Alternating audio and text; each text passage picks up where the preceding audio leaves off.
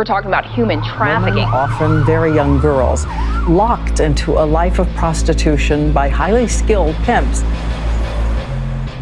think it's important to tell this story about sex trafficking of young people whose voices aren't being heard. We had to try and represent their story in a way that it hadn't ever been done before.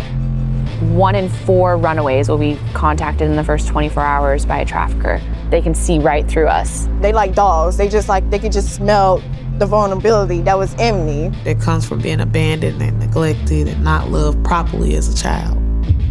Jeff Tiegs, who was a retired Delta Force operator.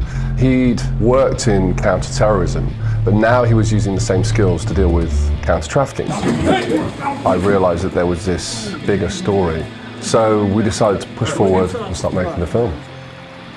One of the brilliant things about Dolby Vision is the extraordinary color space that you get is incredible. When you're coming to do the grade, you really have more space to push the blacks, to push the colors, to elevate your film. Picture is what visually we're attracted to. Sound is a more subtle thing that a lot of people don't realize what is happening in a soundtrack to change their emotions. For me, that's one of the most exciting parts of mixing sound for a film.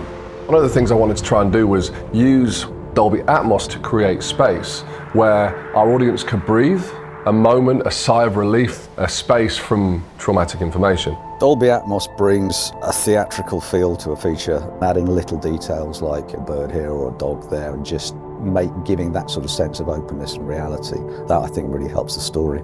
We found sounds of the birds that were in Mississippi, in Jackson, in spring, 3 different birds. We found the sounds of 3 different trains. All those things were very, very important in creating this audio landscape.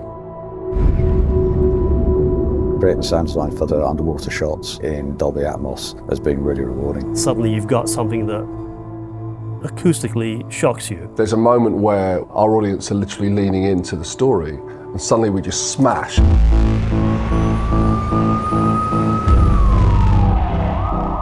It hits really hard. It just explodes in the room.